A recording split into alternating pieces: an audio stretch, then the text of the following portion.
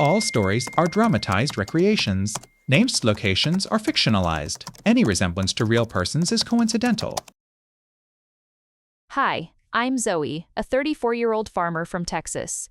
Sharing this is hard, but I need to process how my husband Mark's affair with our neighbor shattered our 12-year marriage. It began when I found his phone buzzing at dawn screen lit with her name, Sarah. He'd been helping her fix fences for months. That morning, mud still clung to his boots from her property, and I knew. Our bed became a battlefield of silence after that. The worst part? She waves at me from her porch every evening, like we're friends. I pour myself into the farm now, tending soybeans until sunset, letting tractor vibrations numb the ache. But at night, the crickets chant reminders. How could you not see? Texas heat feels colder these days. The fields don't care about heartbreak. At dawn, when the sky bleeds orange over the plains, I'm already driving the harvester through rows of soybeans, engine roaring loud enough to drown thoughts. My hands grip the steering wheel, knuckles white as cotton bolls. Mark used to bring me coffee here, back when forever felt real. Now he's probably texting her Sarah with her perfect manicured nails that have never touched soil. Yesterday I saw his boot prints leading toward her property again. Deep, deliberate strides cutting through our land like a wound. I found her hairpin last week, turquoise, glittering in our barn hay. Left it on his pillow without a word. He hasn't mentioned it. Just scrubs milk buckets louder now, avoiding my eyes. The silence between us grows thicker than August heat. At supper, he chews mechanically while I stare at the empty chair where our daughter would have sat lost to meningitis 3 winters ago. Grief should have bonded us. Instead, it became a chasm he crossed with her. Today, the irrigation pump jammed. I knelt in mud for hours, wrench slipping as rain soaked my shirt. Remembered how he'd lift me onto the tractor hitch, laughing when I fumbled tools. City girl turned farmer, he'd tease. Now, when my overalls snag, there's no one to stitch them. Just static-filled voicemails, working late at the co-op, Zoe. Don't wait up. Lies taste like dust storms, gritty, choking. Sarah waves from her porch swing at noon, sun hat tilted just so. I keep weeding. She doesn't know I found their messages. Your hands are calloused but gentle, he wrote. Mine are cracked from herbicide burns. Hers smell like lavender lotion. Sometimes I drive past her mailbox at midnight, wondering if he's there. But I never stop, cowardice or dignity. I can't tell anymore. The farm's my only anchor. When the soybeans sway golden, I pretend they're whispering secrets only I understand. Harvest means survival. Pay the bank, fix the barn roof, outlast this ache. I've started sleeping in the hayloft. Stars pierce through wood slats like needles. Up there, I replay our wedding video, him spinning me in that sunflower field, both of us believing droughts only happened to other people. Yesterday, I sold Pa's antique rifle to buy seed stock. Mark found the empty gun case. Why'd you do that? He asked, voice frayed. Couldn't say, because your voice on the phone makes me want to shatter. Just shrugged, needed the cash.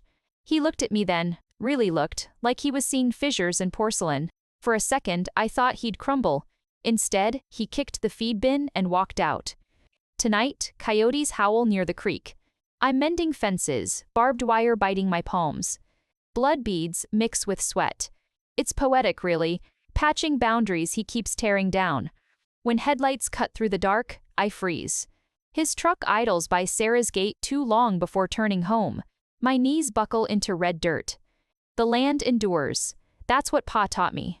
Floods recede. Fire scars heal. But infidelity? It's like bindweed strangles everything green beneath it. Still, I press my forehead against a fence post, breathing in creosote and resolve. These acres carried my grandparents through the Depression. They'll carry me too. Even if I have to do it alone. The scent of creosote on fence posts lingered as I walked back to the house, that medicinal tang mixing with iron from my bleeding palms and the loamy decay of wet earth beneath my boots. Mark's truck sat crooked in the driveway, driver's door hanging open like a broken jaw, interior light spilling onto gravel where he dropped his keys. Inside, he stood at the sink gulping water, shirt stained with sweat rings darker than the midnight sky, and when his eyes met mine in the window's reflection, 2 fractured pieces of obsidian, neither of us spoke. The refrigerator hummed its mechanical dirge while I peeled off my gloves. each finger emerging raw and trembling, skin etched with barbed wire hieroglyphs that stung with the memory of his headlights pivoting toward Sarah's purple front door. "Did you fix her fence again?" The question coiled in my throat, barbed and heavy, but instead I reached for the linseed oil to treat the cedar countertop Pa had sanded smooth decades ago, rubbing circles into the wood grain until my forearm burned, the ritual a fragile bulwark against the silence. He exhaled sharply, a sound like wind tearing through dry cornstalks. "Saw you out by the east pasture," he said, thumb tracing a watermark on the glass. "Wires sagging bad there." Rain began its soft percussion on the roof then, 1,000 tiny drumbeats swelling in the pause before I replied, "It'll hold." Like it held through the flood. His knuckles whitened around the tumbler. Upstairs, I found the evidence tucked behind his toolbox. 2 ticket stubs for the June rodeo in Amarillo, corners softened from pocket friction, smelling faintly of cheap beer and Sarah's cloying gardenia perfume. July 12th, the date screamed. The night he'd claimed the co-op's accountant needed help with inventory, the night I'd spent delousing chicks in the brooder house with my sleeves duct taped against mites. Now I pressed the paper to my tongue-tasted ink and betrayal, acidic as unripe persimmons, before sliding it back beneath the greasy wrench he'd used to fix her sink. At dawn, the coyotes' yips still haunted the creek bed as I fed the heifers, their wet muzzles nudging my hips like dull pressure. Mark emerged from the barn leading Bessie, our oldest milk cow. Her swollen udder swaying. "Vet's coming at 9, he muttered, avoiding the mud-caked gash on my forearm. Sarah noticed she's favoring her left hoof yesterday. The name hung between us, a wasp's nest vibrating in still air. I gripped the feed bucket until its metal rim bit into my palm. "Funny," I said, pouring grain into the trough as Bessie lowed. "You used to notice when I limped." He stiffened, rope burns blooming crimson on his neck. "That's unfair, Zoe." "Is it?" I wanted to shout. "Is it unfair, like finding her hairpin where our daughter's ribbons once hung? Like smelling her perfume on the shirt I mended?" But the words dissolved into the rhythm of Bessie's chewing, the wet crunch of grain between molars becoming the sound of my composure fracturing. He shifted his weight boots sinking into manure-flecked mud, and for a heartbeat, I saw the boy who'd shyly handed me a jar of fireflies on our first date, their bioluminescent glow painting his cheeks gold. Now his gaze skittered away toward Sarah's rooftop, where a whirligig spun madly in the wind. By noon, the vet's verdict echoed in the hollows of the barn: mastitis. Advanced. Mark kicked a bale of hay, sending dust motes dancing in sunbeams. "Should have caught it sooner," he growled, but the accusation wasn't for me. It was for the nights he'd spent tracing the freckles on Sarah's shoulders instead of checking udders. I crouched beside Bessie, pressing my ear to her warm flank, listening to the labored gurgle of her lungs as the vet loaded his syringe. Her breath smelled of clover and impending death, and when the needle pierced her hide, she didn't flinch, just stared past me toward the fields where Mark had taught her calf to nuzzle sugar cubes from his palm. That evening, I found him at our daughter's oak tree, fingers brushing the weathered Emma carved into bark. Rain had slicked his hair to his forehead, and when he spoke, his voice was gravel under tires. "Remember how she'd make daisy chains here?" The question hung, fragile as spider silk. I nodded, throat tight with the memory of her giggles bouncing off the silos, a sound extinguished too soon, leaving only this silence we'd filled with lies. He reached for my hand then, his calluses scraped against my wire cuts, a friction that sparked neither anger nor comfort, just the dull ache of a bridge collapsing in slow motion. The silence after Bessie's death settled over the barn like sediment, thick, choking, and inseparable from the scent of antiseptic and rotting hay that clung to the rafters. Mark hadn't touched the milking stool since the vet left. It stood crooked near the empty stall, one leg sunk in damp straw where her final breath had steamed the air. I scraped crusted manure from the concrete with a shovel, metal screeching against stone in rhythm with the cicadas' drone outside. Each stroke peeling back layers of our history, the winter we'd nursed Bessie through blizzard-borne pneumonia, her warm flank pressed against my pregnant belly when Emma kicked. Now the stall gaped hollow, a toothless mouth exhaling memories. He found me at the feed bins, stacking sacks of grain with trembling arms. "Co-op needs me Sunday," he announced, boots shifting on sawdust. Rain lashed the tin roof suddenly, drowning his pause. "Inventory audit." I didn't turn, focusing on the burlap's coarse weave biting into my palms. "Sunday." the day we'd scattered Emma's ashes in the north pasture. His shadow stretched long and thin across the floorboards as I hefted another sack, vertebrae grinding like mismatched gears. Sarah's cousin manages the ledger now, he added, voice tightening around her name like wire around a fence post. Look at me, I willed him. See the dirt in my nail beds, the sweat soaking this collar, the way my shoulders curve under the weight of your lies. But his reflection in the dusty window showed only the back of his denim jacket retreating, swallowed by the downpour. Alone, I scrubbed Bessie's water trough until my knuckles bled, bleach fumes searing my nostrils. Beneath the algae slime, my sponge snagged something plastic, sharp-edged. A hotel keycard. Sunset Motor Inn, room 214. The cheap laminate shimmered under fluorescent lights, revealing a smudged lipstick print, coral, not my raisin shade, and a single coiled blonde hair caught in the magnetic strip. July 12th again, the night of the rodeo. I pressed the card to my wrist, its serrated edge drawing a bead of blood that bloomed alongside Bessie's dried mucus on my sleeve. Outside, thunder cannoned across the plains as I remembered Mark's excuse that night. Ledger's off by 300, gotta reconcile. The lie had tasted like copper then. Now it was the rancid milk we poured into the ditch after Bessie's diagnosis. Dinner was raw silence and overcooked beans. He pushed his plate away, fork clattering. You're quiet. Bessie's trough needed scrubbing. I watched a moth batter itself against the kerosene lamp. Found things. His chair legs screeched. What things? Things that don't belong. The keycard burned in my apron pocket, like gardenia perfume on work shirts, like receipts for diamond earrings I never got. His fist hit the table. Beans leapt onto oilcloth. You think I'm blind? That I don't smell her on you when you crawl into our bed?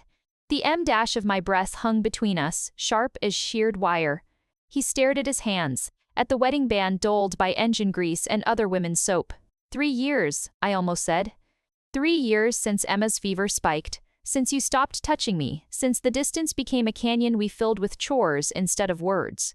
But the confession curdled on my tongue. Instead, I rose and walked to the porch, where the storm had washed the world into grayscale. Lightning forked over Sarah's gabled roof. 214, I counted the dormer windows, and for the first time, the anger didn't rise.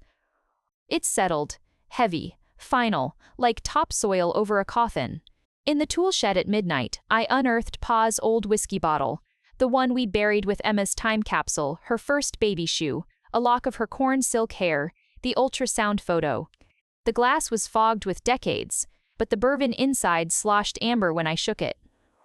I drank straight from the neck, fire trailing down to my stomach, where grief and betrayal twisted like competing roots. Rain blurred the window as I pulled the keycard from my pocket. Room 214. The numbers glowed under my phone's flashlight, reflected in the dusty glass of Emma's portrait on the workbench, her eyes wide as sunflowers, oblivious to the rot beneath our roots. By dawn, the decision had crystallized, cold and clear as ice on a trough. I drove to town as the sky bruised purple, past Sarah's mailbox painted turquoise, like the hairpin to the clapboard office behind the courthouse. The attorney's receptionist handed me forms smelling of photocopier toner. Divorce? She asked, pity softening her vowels. I traced the embossed letterhead Henderson and Sons, Est. 1948, before nodding. The pen felt alien, heavier than any wrench. When I signed Zoe Eleanor Mitchell, the ink bled into paper fibers like a vow. On the drive's back, tumbleweeds fled across the highway like fugitives. I rolled down the window, let the wind scour my face raw. The radio played Patsy Cline. I fall to pieces, and for once, I didn't. The lawyer's paperwork lay on the passenger seat like a live wire petition for dissolution of marriage, its clinical phrasing burning through the manila folder with every mile marker I passed. At the feed store, Hank squinted at me over seed catalogs, his roomy eyes tracking the mud-caked halfway up my jeans. Heard 'bout Bessie, he rasped, sliding my order across the counter. Dewormer, iodine, wound powder. Mark picking up that new heifer from the Callahan place? The question hung like dust motes in the stale air. I thumbed cash from my wallet paw's emergency roll, thinned by attorney retainers, and watched Hank's gaze flicker to my bare ring finger. He's otherwise occupied, I said, the words tasting of chalk and crushed aspirin. Outside, heat shimmered off the asphalt as I loaded supplies. The divorce papers a leaden weight against my thigh, where Sarah's turquoise mailbox glinted poison blue in the sun. The farm felt like a stranger's skin that day. Mark's absence screamed from unmended fences and the cold diesel tank. He'd forgotten to refuel the tractor. I worked until my spine fused into a permanent curve, hauling water buckets to the far pasture where the new Angus calves huddled, their wet nostrils flaring at the scent of my sweat and lingering grief. At dusk, a cry sliced through the cicada drone, high-pitched, panicked. I sprinted toward the birthing pen, boots sinking in slurry, to find ON7 straining against a breech birth. Her heaving flanks were slick with amniotic fluid, one tiny hoof protruding like a pale accusation. No Mark, no vet on call, just the calf's labored heartbeat thudding against my palm when I knelt in the muck. "Easy, girl," I whispered, rope burns screaming as I looped chains around the slippery hoof. Her contractions ripped through us both, a visceral tremor that shook my teeth as I pulled with weight I didn't know I carried. Blood warmed my wrists, metallic and primal, mingling with the memory of Emma's birth. Mark's hand crushing mine, his shout of "Push, Zoe, you're doing it." Now only the barn swallows witnessed as the calf slid free in a gush of placenta, its ribcage still. I cleared its nostrils with my finger, rubbed its sides with straw until a shuddering breath lifted its flank alive. Collapsed against the pen wall, I stared at the trembling creature, its fur matted with my tears and failure. Headlights cut through the barn's gloom an hour later.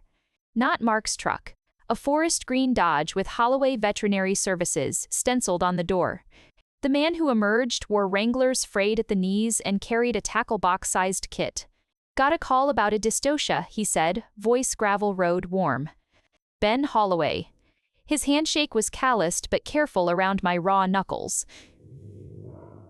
While he checked the calf, I studied the way his stethoscope caught the lantern light silver against sun-darkened skin, and the absence of a wedding band. "Pneumonia's settin' in," he murmured, prepping a penicillin shot. But she's fighting." His fingers moved over the calf's lungs with practiced gentleness, so unlike Mark's impatient jabs at machinery. We worked in silence broken only by the calf's wheezes. He showed me how to tube feed colostrum, his shoulder brushing mine when the calf thrashed. "Pull her husband around?" he asked, swabbing the injection site. I handed him a clean syringe. "Not anymore." The admission hung between us, fragile as a spiderweb. Ben nodded, his eyes lingering on the bruise blooming on my forearm from yesterday's fence repair, a purple echo of betrayal. "Saw your soybeans driving in," he said later, packing his kit. "Rust's creeping up the lower leaves. Could spray 'em Tuesday." Rain began its soft patter on the tin roof as I walked him out, the divorce papers forgotten in the hay. At his truck, he hesitated.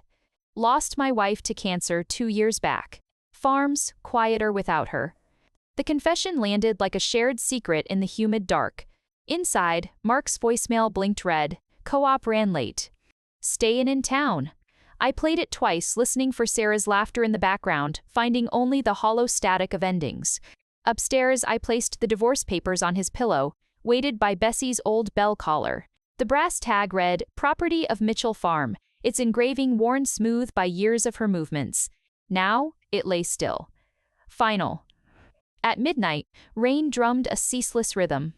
I stood at Emma's window, watching lightning fork over Sarah's house. A silhouette moved behind her bedroom curtains. Tall, broad-shouldered, unmistakably Mark. The pain was a dull throb now, like a frostbitten limb regaining feeling. When headlights swept the driveway again, Ben's truck? Wishful thinking? I didn't turn. Just pressed my palm to the cool glass where Emma's tiny handprints once smudged the pane, and whispered to the storm. Dawn broke like a cracked egg over the soybean fields, yolk yellow light spilling through thunderhead bruises as I mixed the rust fungicide, its chemical tang biting deeper than the chill. Ben's truck idled at the edge of row 14, exhaust curling into the damp air like ghost fingers. He moved with the economy of a man who knew soil, calibrating the sprayer nozzle while scanning the leaves' telltale copper lesions. "Phacopsora pachyrizi," he said, knuckle brushing an infected leaf. Nasty this season." His diagnosis landed softly, devoid of Mark's habitual exasperation. I adjusted the harness straps. the weight of the tank settling against spine vertebrae still screaming from last night's calving. We walked the rows in parallel silence, the hiss of spray forming a misted curtain between us. My boots sank into loam still tender from rain, each step releasing petrichor and decay. Halfway down row 9, the nozzle clogged. Ben knelt instantly, sleeve pushed up to reveal a scar like dried river delta mapping his forearm. Drip irrigation tapes knotted here, he murmured, pocket knife already slicing through the plastic tumor. I watched his hands' fingers broad but precise, dirt nested under nails, and remembered Mark's grip on Sarah's waist at the county fair. Different calluses, I thought. His from saving life, Mark's from dismantling ours.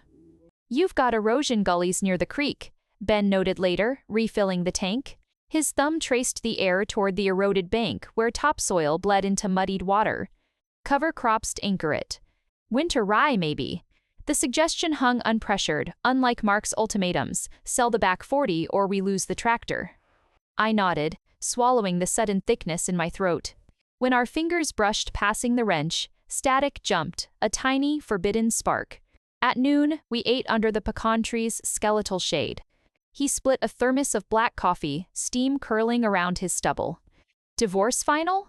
The question was quiet, offered like a bandage to a wound he'd already assessed. I crumbled cornbread over the ants swarming my bootlace. Filed. He hasn't signed. The words tasted of diesel and unshed tears.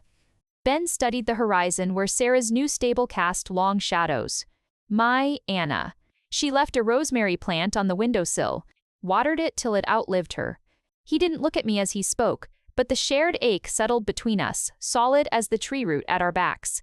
The calf's worsening rattle summoned him back at dusk. In the barn's ammonia gloom, he pressed the stethoscope to her ribs, his brow furrowed in the lantern light. Pneumonias in both lobes. He prepped 2 vials, penicillin and something viscous. Blue-black. Hold her, the calf's flank burned against my cheek, her breath's shallow hiccups. As the needle slid in, she jerked hoof catching my collarbone. Pain exploded like a struck match. Ben's hand shot out, steadying me, palm warm through my thin shirt. All right? His eyes held mine a beat too long, concern etching lines deeper than fatigue. Mark's voice slithered from memory, quit fussin', Zoe. It's a scratch. Sarah chose that moment to appear at the barn door, silhouetted by sunset in riding breeches that cost more than my monthly feed bill. Y'all seen Mark? His phone rings out. Her gaze flickered over Ben's hand still braced against my shoulder. I stood slowly, collarbone throbbing. Try the sunset motor in, I said, wiping penicillin from my jeans. Room 214. Her perfect mouth parted, a startled "oh" as Ben stepped forward, his body a subtle barricade between us. Calf's contagious, ma'am. Best keep distance. Sarah retreated, heels snagging on hay bales, her gardenia scent fouling the air long after she vanished. That night, Mark's boots pounded the porch steps. He slammed the divorce papers onto the kitchen table, coffee cups trembling. Who humiliated her? Spittle dotted the irreconcilable differences header. I kept scrubbing calf formula from a bottle nipple, the rubber squeaking under my thumb. Humiliations finding your wife's name on motel receipts, Mark. His fist crashed into the wall. Drywall dust snowed onto Emma's high chair. It meant nothing. The lie curdled the milk-soured air. I placed the clean bottle on the drain board. Sign the papers. He left without the document. Through the window, I watched him kick Sarah's turquoise mailbox until it listed sideways, a drunken sentinel.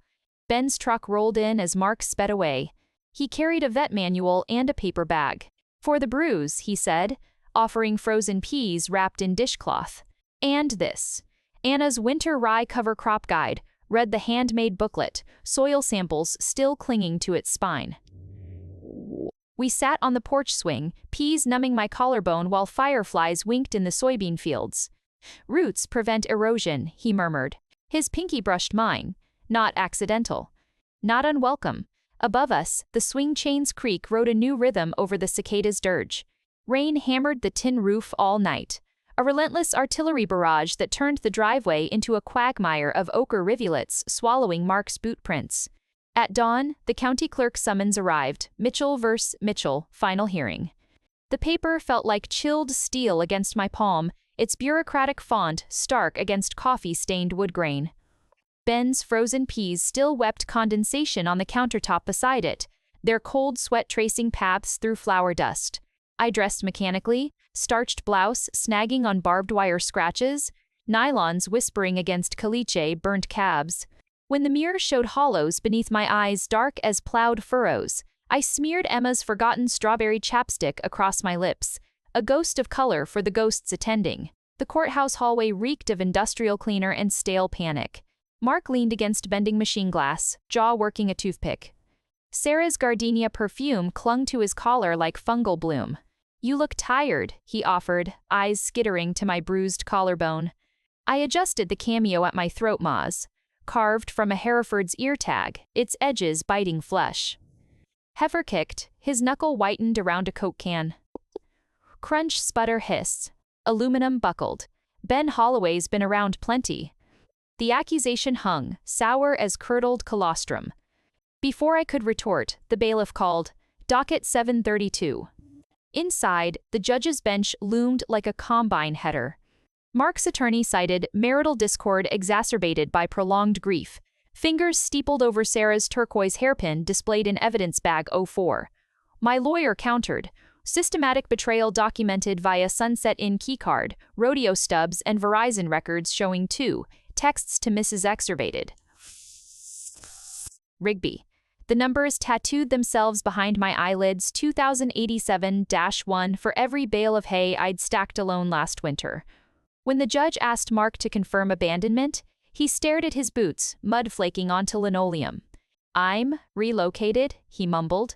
Sarah's apartment complex lease agreement materialized on the projector unit B, pet deposit paid for 1 terrier mix.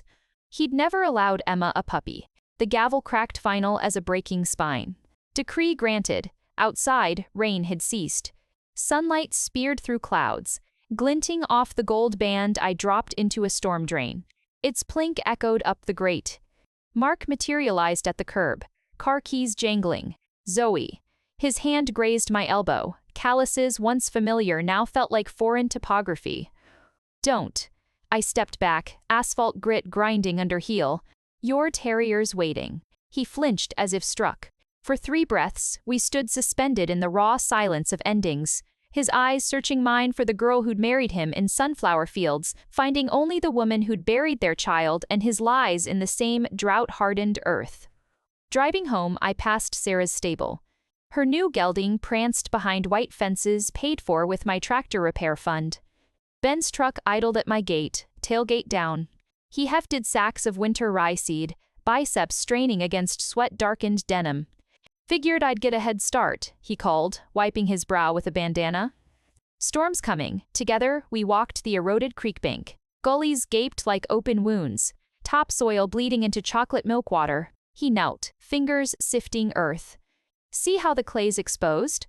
Rye roots'll bind it." His thumb brushed a jagged stone quartz gleaming wetly, like stitches. We seeded until twilight bled indigo. His shoulder bumped mine when scattering grain, the contact sparking warmth that had nothing to do with labor. At the porch, he hesitated. "Anna's birthday's tomorrow. Usually, I visit the cemetery." Rain began again, soft, insistent. "Emma's plots under the bur oak," I heard myself say. "Wildflowers grow there." Indian paintbrush. His nod was a slow exhalation. "She liked yellow, sunflowers," I whispered. Thunder rumbled miles away as he reached out, palm upturned. On it lay a smoothed river rock, striated with gold fool's gold, Pa would have scoffed. But Ben's eyes held no deception, only shared ache. "For the erosion," he said. Our fingers touched as I took it. The stone's weight was solid. Real. Inside, the silent house greeted me with hollow echoes. Mark's lazy boy yawned empty. I placed the divorce decree on the mantel, its seal blood red beside Emma's snow globe. When the phone rang, Sarah's number flashed. I unplugged the jack, the click echoing like a safety disengaging. Upstairs, I boxed Mark's things, frayed belt smelling of diesel, unopened anniversary cologne, a rodeo buckle engraved champion cowboy. The last item stopped me, our wedding album. Page after page of sun-drenched naivete, Mark spinning me in that yellow dress, Bessie nosing the buffet table, Pa's hands rough as he blessed us. I carried it to the burn barrel, Rain hissed when flames took the first page, our smiles curling into ash. Heat seared my cheeks as I fed it, sheet by sheet, watching forever blacken and lift skyward. When only the leather cover remained, I buried it in compost. Let it become next spring's zucchini. At midnight, headlights painted the ceiling. Ben's truck paused at the gate. Not entering, not leaving. Just idling. Taillights smoldering like banked coals in the downpour. I raised the river rock to the window. After a moment, his headlights flashed once, acknowledgement, before dissolving into the storm's gray veils. The stone in my palm held residual warmth. Outside, the first rye seeds were already drinking rain. The rye seeds took root with stubborn tenacity, thin green stitches sewing shut the creek bank's gashes where erosion had gnawed deepest. I knelt daily beside those fragile blades, fingers testing soil moisture as Ben taught me, the river rock a grounding weight in my overall pocket. Mornings began before first light now, checking the recovering calf's temperature, 1012 degrees ith, nearly normal, mixing powdered colostrum with hands still trembling from yesterday's tractor repairs, ignoring the hollow space where Mark's coffee mug once sat on the sill. The divorce decree hung framed near the almanac, a grotesque trophy. Sometimes I traced the embossed seal, its raised edges like scar tissue over my wedding band's phantom ache. Ben came Tuesdays and Fridays. We walked the soybeans first, his shoulder deliberately brushing mine when pointing out new rust lesions. Phocolpsoras persistent this year, voice low as if sharing secrets with the wind. His diagnosis was clinical, but his hands told another story, lingering when handing me soil probes, calluses catching on my sleeve. One humid afternoon near the back 40, rain clouds bruised the horizon. "Gotta check U107's lungs," he said, though the calf gambled strong in the pen. In the barn's shadowed aisle, his stethoscope slid over my collarbone instead. "Bruise fading," he murmured, thumb skating the yellowed edge of the injury. Dust motes danced in the silence. My breath hitched. The calf's this way, but neither of us moved. The air thickened with the scent of alfalfa and something unnameable. Sarah shattered it. Her red convertible fishtailed into the yard, spewing gravel like shrapnel. "Mark's sick," she announced, designer sunglasses sliding down her nose to reveal puffy eyes. "Pneumonia. Doctor says it's bad." She stared at my dirt-caked boots, lip curling. "He keeps asking for you." The lie hung between us, transparent as her blouse. Ben stepped forward, syringe case snapping shut with finality. "Zoe's got contagious bovine pneumonia on her hands, Miss Rigby. Can't risk human exposure." Sarah flinched at bovine. "He's at STE. Luke's." Room 312, her tires screeched away, leaving gardenia stench and the calf's frightened bawling. I scrubbed 107's water trough raw that evening, bleach fumes scorching my sinuses. Room 312, the number echoed too close 221 Torces. Memories ambushed me. Mark sweating through flu in 17, me pressing cold cloths to his neck while he muttered, "Don't leave, Zoe." Now pneumonia? Poetic justice or fresh manipulation? The trough overflowed, chlorine-laced water swallowing my boots. Ben found me there, shivering despite the heat. "Don't go," he said, not touching me. Just blocking the barn door, backlit by sunset. He forfeited his claim. His choice of words, claim, like livestock branding, struck deeper than pity. I handed him the stiff, bristled brush. Her waters tainted. We worked side by side until stars pricked the violet sky. He spoke of Anna, how she'd painted their mailbox sunflower yellow, how cancer stole her voice before her breath. Last thing she wrote was, "Plant the lilacs," he said, scouring trough corners with surgical focus. I did. They bloom purple every May. His grief wasn't a chasm like mine, but something tended and alive. Later, at the porch steps, he hesitated. "There's a cattle auction in Amarillo Saturday. Could use your eye on heifers. Not company. Not date. Your eye." The specificity felt like armor. Saturday dawned dusty and bright. Ben's truck smelled of saddle soap and coffee. We drove past Sunset Motor Inn, its vacancy sign flickering, and he didn't flinch when I stiffened. At the auction yard, he guided me through bawling chaos. "Watch that heifer's hocks, see the swelling? This one's got John's written in her eyes."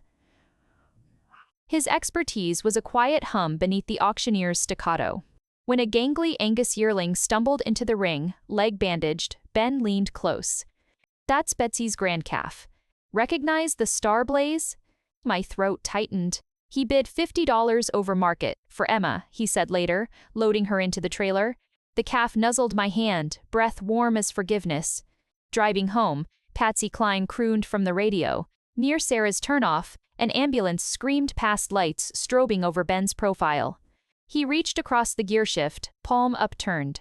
An invitation, not a demand. I placed my hand in his.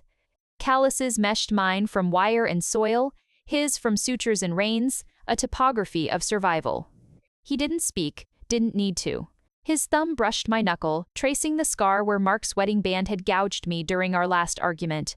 Outside, the rye fields glowed emerald in the twilight, roots knitting the fractured earth back together, one stubborn blade at a time.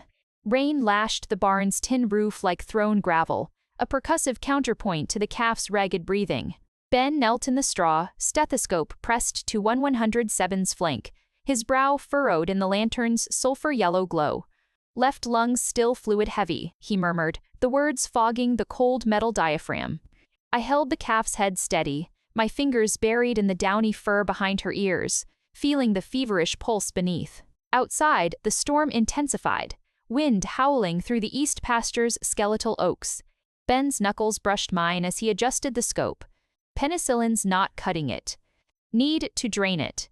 The procedure kit lay open between us, scalpel, trocar, sterile tubing coiled like a silver snake. My hands shook, not from fear of the incision, but from the memory of Mark's last surgery here, stitching Bessie's torn udder while cursing the cost of sedation. Hold her tight, Zoe. No drugs for stubborn culls. Ben uncapped a vial of lidocaine. Local first, he said, swabbing the intercostal space. No need for her to suffer. The needle slid beneath black hide, his fingers splayed wide to anchor trembling muscle. When he made the cut, a quick, clean slice, I flinched at the hiss of escaping pus.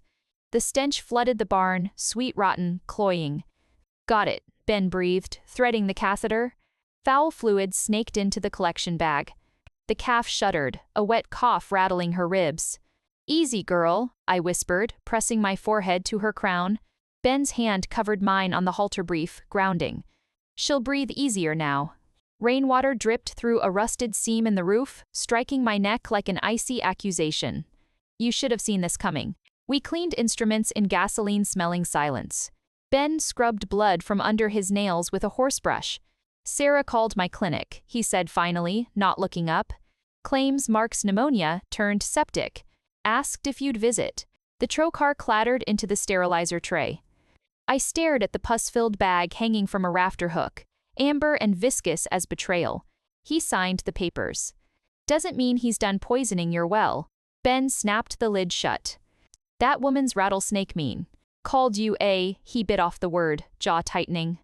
Outside, lightning fissured the sky, illuminating Sarah's stable lights blazing like a false dawn. I touched the river rock in my pocket. Let him taste his own medicine. Midnight found us in the tack room, sharing lukewarm coffee from a thermos dented by a mule kick years back. Rain drummed its ceaseless rhythm. Ben traced a scar on the oak workbench. Anna's initials, A.H. carved deep. She'd like you, he said softly. Said anyone who respected dirt deserved respect. The confession hung between us, fragile as a spiderweb in dew. Thunder cannoned overhead. The lantern flickered, plunging us into momentary darkness. When light returned, his hand rested over mine. Not tentative, not demanding, an anchor in the storm. Mark came at dawn like a revenant. His truck plowed through mud-choked ruts, fishtailing to a stopyards from the new rye. He stumbled out, shirt clinging to skeletal ribs, face gaunt beneath 3 days' beard. Zoe. The raw croak barely carried over the downpour. Ben stepped onto the porch, blocking the doorway with his body. You're trespassing, Mitchell. My land. Mark swayed, coughing into a fist. My wife, ex-wife. My voice surprised me, steady as fence-post oak. I moved beside Ben, rain needling my face. You smell like Sarah's perfume and hospital disinfectant. He lunged then, a desperate, graceless tackle. Ben intercepted him, spinning Mark face first into the waterlogged flowerbed Emma planted at 6. Don't, Ben growled, knee-pinning Mark's back. You lost the right to touch her. Mud plastered Mark's cheek, his breath coming in wet, tubercular rasps. She's poisoning you, like she poisoned. His voice dissolved into a coughing fit that flecked the petunias with blood. Sarah's red convertible appeared at the gate, horn blaring. Ben hauled Mark upright. Your nurse is here. He propelled him toward the car, Mark's boots dragging furrows through Emma's marigolds. Sarah didn't get out. Just revved the engine, eyes narrowed to venomous slits behind rain-streaked glass. In the barn, the calf nuzzled my hand, her breathing clearer now. Ben returned, soaked to the skin, holding a shattered whiskey bottle Pa's emergency bourbon hurled against the tractor tire. He left you a present. Shards glittered like malevolent diamonds in the straw. I knelt, gathering the largest fragments. Good for sterilizing tools, I said, dropping them into the antiseptic soak. Ben's laugh was a startled, warm thing in the damp chill. He pulled a dry flannel shirt from his vet kit. Here, before you catch his stupid. The fabric smelled of lanolin and pine tar, nothing like Mark's diesel-stained jackets. I shrugged into it, sleeves swallowing my hands. Ben buttoned the cuffs for me, his fingers lingering at my wrists. Zoe. The calf butted his leg, demanding attention. He chuckled, ruffling her ears. Later, as we walked the newly seeded rye, his hand found mine. Rain softened to mist, veiling Sarah's property in gray wool. At the creek bank, he stopped. Roots took hold, he said, pointing to green shoots spearing mud. Stitched the wound. I squeezed his hand. Orched is special to deed. He turned me toward him, rainwater tracing the scar on his temple. So do we, not a question. A statement. His thumb brushed my jawline, a touch as deliberate as suturing skin. When his lips met mine, they tasted of rain and rye and the long, patient wait for fertile ground. The river rock warmed between our pressed palms. Above us, the storm clouds frayed at the edges, revealing a thin seam of blue. The morning after the storm dawned crisp and rinsed clean air tasting of wet cedar and turned earth as Ben and I walked the rye field. His thumb traced circles on my wrist where he held my hand, a silent language beneath the red-winged blackbird's chatter. See here, he knelt, parting emerald blades to reveal white filaments knitting the eroded bank like surgical thread, roots binding clay. His finger grazed a pebble washed smooth by last night's deluge, another river rock sibling to the one burning in my pocket. I pressed it into his palm. For your collection. He smiled, the crow's feet deepening into sun-carved valleys. Erosion control. The piece shattered at noon. Sheriff Dawson's cruiser kicked up caliche dust near the porch, his hat brim shadowing eyes tight with apology. Got a complaint, Zoe? He handed me a cease and desist letter, Sarah's lawyer's letterhead glaring like a wound. Illegally diverted creek water, damaging adjacent property. Ben snatched the paper, scanning it with a vet's cold precision. Her new irrigation ponds, the diversion, Dawson, pulled county land surveys last week. He tapped coordinates on his phone satellite images showing Sarah's unauthorized dam choking the tributary feeding my north pasture. Tell Mrs. Rigby her terrier's digging his own grave. We spent the afternoon documenting, photographing parched troughs, measuring receding creek levels, labeling water samples in glass vials that glinted like evidence in a murder trial. Ben's knuckles brushed mine each time he passed a vial, a clandestine solidarity. She's desperate, I murmured, crouching to frame a shot of cracked mud where minnows gasped. Mark's medical bills bled her dry. Ben adjusted the camera strap on my shoulder, his breath warm at my temple. Poison always backflows, Zoe. Sarah arrived as dusk bled lavender over the silos. No convertible this time. A dented U-Haul rattled down the road, kicking up despair like dust. She marched across the property line, heels sinking into loam. Ben and I had seated. Happy? Her voice cracked. Gardenia scent diluted by sweat and diesel. The bank foreclosed. Mark's back in ICU. She thrust an eviction notice at me. Rigby, 30 days to vacate. I kept my hands buried in rye. Water theft has consequences. Ben stepped forward, shoulders blocking the dying sun. Your pond drained Zoe's heifer pasture. That's criminal negligence. Sarah's laugh was brittle as dried corn husks. You think she's innocent?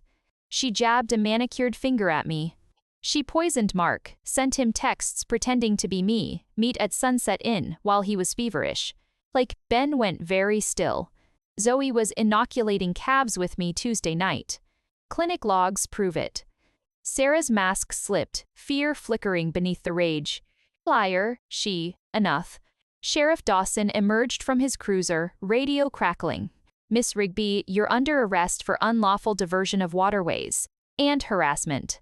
The handcuffs snicked shut around her wrists, gardenia perfume clashing with the cruiser's stale coffee stench. She spat at my boots. You win, farm trash.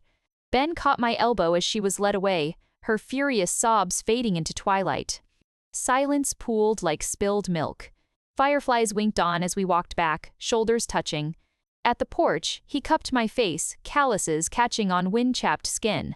Sarah rigged those texts. His thumb brushed my lower lip. Mark's phone records'll prove it. I leaned into his palm, the solid warmth and anchor. Does it matter? Emma's anniversary dawned with skittish clouds. I packed a picnic basket, sunflower seed bread, fresh peaches. The snow globe that played you are my sunshine. Ben met me at the Bur Oak, his shirt smelling of lilac soap and antiseptic. We cleared weeds from her plaque in silence, our knees sinking into damp earth. He placed a sprig of Anna's lilacs beside the snow globe. Purple for remembrance, he whispered. When I shook the globe, glitter swirled like captured stardust over the tiny farmhouse inside. Ben's arm slid around my waist, pulling me against his heartbeat. She'd love the rye field. We ate under the oak's dappled shade. He fed me a peach slice juice dripping onto my wrist and caught it with his thumb before it fell. The sweetness burst on my tongue, sharp and bright as forgiveness. Ben. The confession tangled in my throat.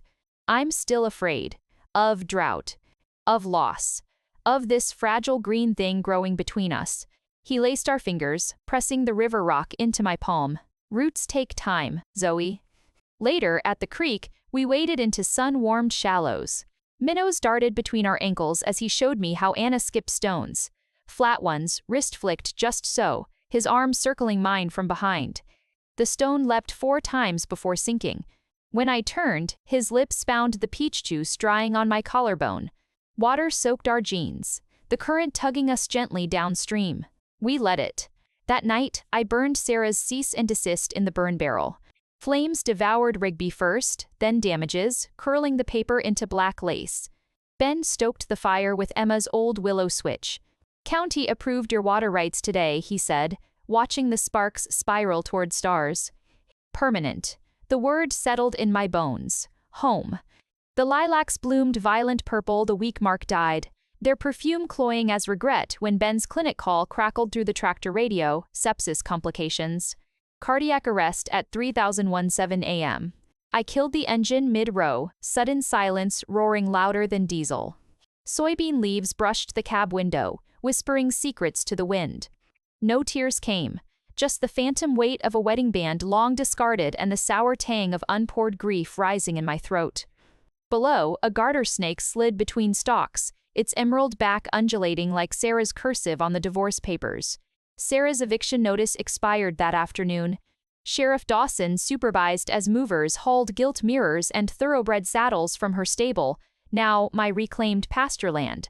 She emerged once, sunglasses swallowing her face, and hurled a turquoise hairpin into the mud at my boots. Rot here with your dirt, she hissed before the Mercedes swallowed her. I pocketed the hairpin, its rhinestones sharp against my palm. Ben arrived as her dust settled, surveying the overgrown paddock with a vet's clinical eye. Barn salvageable, he declared, kicking rotten timber. Late 2-8 and asks. Sound. All preces on AS and age of the origins are summer of the 4 of the users. We rebuilt through May's furnace heat. Ben's hands guided mine on the saw. Let the blade do the work, Zoe, his chest a solid wall against my back when the wood kicked. Sweat stung our eyes as we raised rafters, the rhythm of hammers syncing with the calf's contented chewing in the adjacent pen.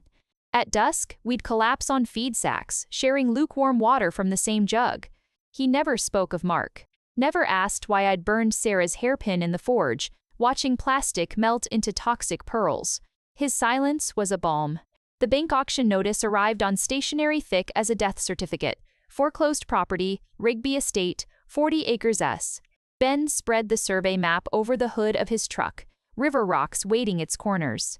Pasture connects your north fence to Miller's Creek. He traced the dotted line with a grease-blackened finger. Double your water rights. I stared at the auction date, June 12th, Emma's birthday, and the reserve price that might as well have been Mars. Can't. The word tasted of dust and surrender. Ben's palm covered the auction block, eclipsing Sarah's manicured lawn in the photo. We can. He mortgaged his clinic that Tuesday. Signed papers at my kitchen table while 117 butted his knee, her pneumonia-scarred lungs whistling like a tea kettle. Collateral's just paper, he shrugged, handing me the notarized deed. Lands forever. The check's zeros blurred, a number larger than all my harvests combined. I gripped the edge of Pa's cedar countertop, linseed oil slick under my fingertips. Why? Ben's knuckle brushed a flour smudge on my cheek. Because dirt remembers who tends it. Auction day dawned sticky with impending rain. The courthouse steps swarmed with speculators in starch-collared shirts, vultures eyeing Sarah's corpse. Ben stood shoulder to shoulder with me in work-stained denim, our bitter paddle 107 trembling in my grip. The auctioneer's drone blended with cicada screams. Prime irrigated acreage. Improvements include stable, pond. Ben's knee pressed mine at each bid. 5K, 10K, 20K, tasked my nightmares. When Levi Johnson, developer of McMansion Hellscapes, waved his paddle at 750K, Ben's hand shot up. 800,000. The gavel froze mid-air. Levi spat tobacco. Y'all planting gold in that dirt? Ben didn't flinch. Soybeans and legacy. Silence. Then the gavel cracked. Sold to T107. Cheers erupted from Hank and the co-op crew flanking us, a wall of greased caps and calloused hands. Ben's fingers laced through mine, crushing the paddle. Told you roots hold. We christened the land at twilight, walking the creek where Sarah's illegal dam lay breached by spring floods. Minnows darted over quartz stones, freed at last. Ben halted beneath the bur oak where Emma's plaque gleamed. From his vet kit he pulled a sapling twisted bark, silver leaves. Quaking aspen, he said, spade already biting earth. Anna's favorite. They communicate underground. We planted it 3 feet from Emma's oak, roots destined to tangle in the dark. When he rose, mud streaking his forearms, he didn't reach for the spade. Reached for me. His kiss tasted of sweat and river water and the penny iron of new soil. My fingers fisted in his shirt, pulling him closer until the aspen's leaves trembled with us.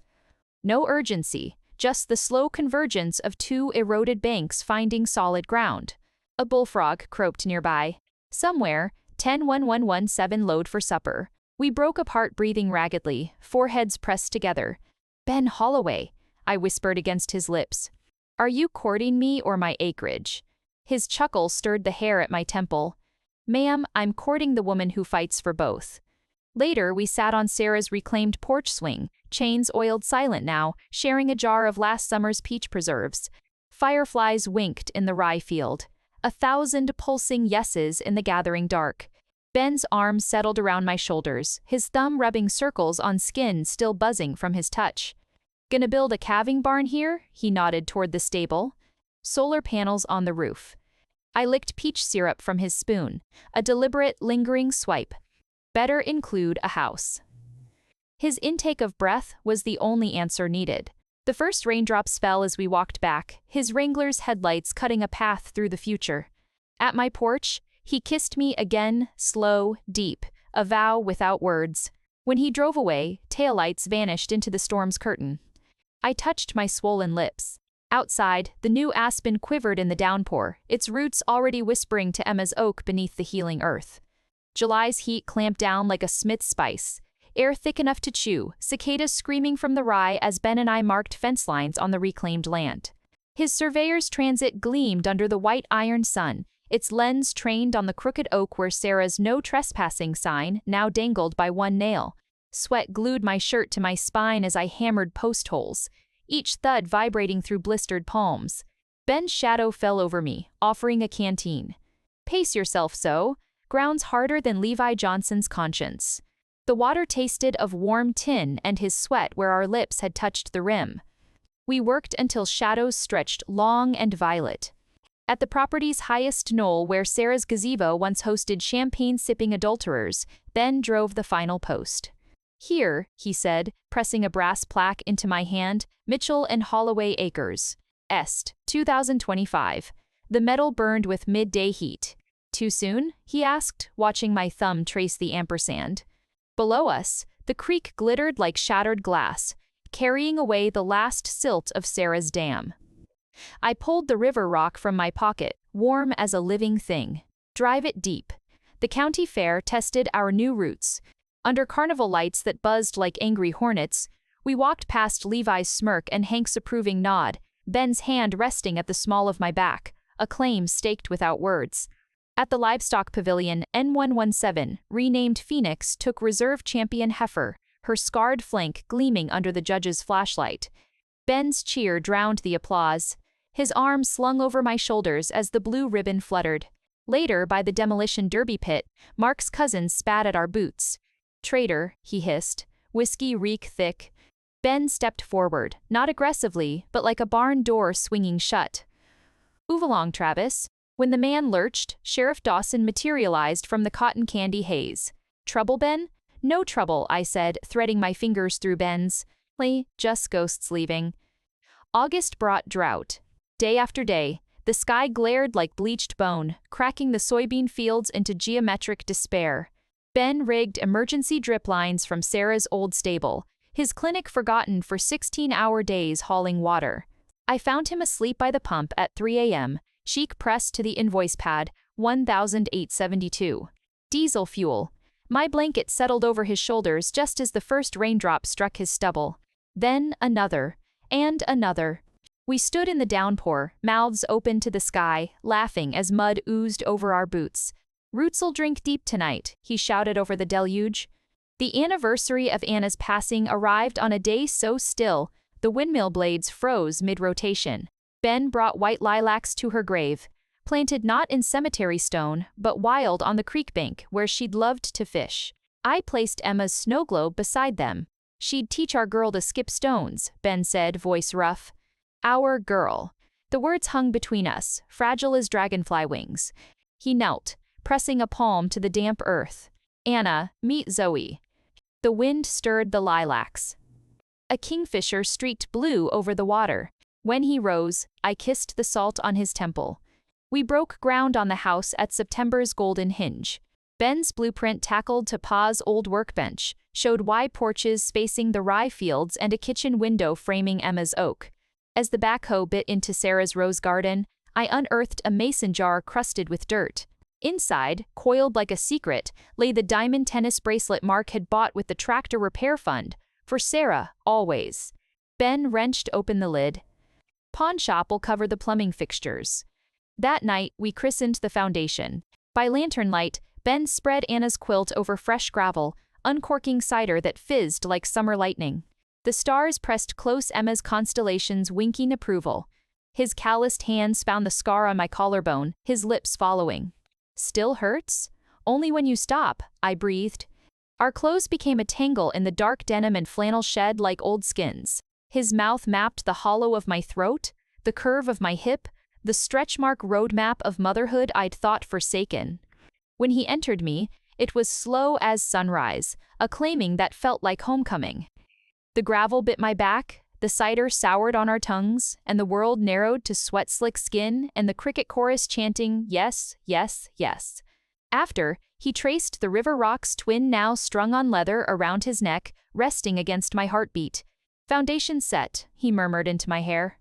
Dawn found us tangled on the quilt, dew silvering our skin. Ben sketched the porch swing's dimensions on my bare shoulder with a carpenter's pencil. "Wide enough for 3, he said. I caught his hand. 3? His smile was a promise etched in sunlight. You, me, and the future. Autumn arrived in a blaze of rust and gold, the rye fields swaying like molten copper under skies so vast and blue they ached. Ben's hammer rang through the crisp air, each strike echoing off the half-raised walls of our house, its skeleton rising defiant where Sarah's roses once strangled the earth. I knelt in the sawdust, sorting cedar shingles into piles, their resinous scent sharp as memory.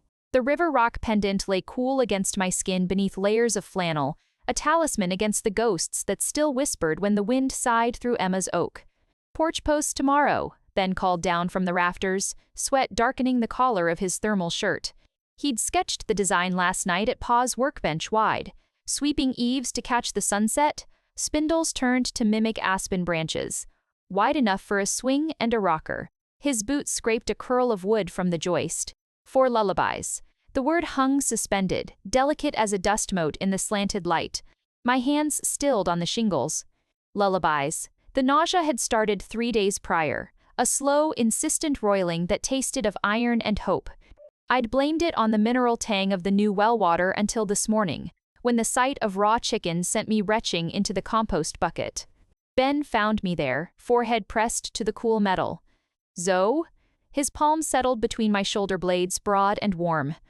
"Diner's greasy eggs doin' you dirty." I shook my head, unable to speak past the lump in my throat. His silence was a question. When I finally met his eyes, those deep-set wells of patience and loss understanding dawned like prairie sunrise. His calloused thumb brushed my cheekbone. "Oh." We drove to the clinic in Holloway's battered Dodge, the silence between us thrumming with unspoken prayers. Pastures blurred into a tapestry of ochre and umber outside the window. Ben's knuckles whitened on the gearshift.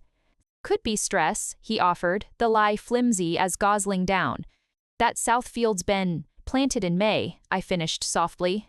"Like us." The waiting room smelled of antiseptic and dread. A poster of kitten development stages mocked me from the wall week 8, limb buds form.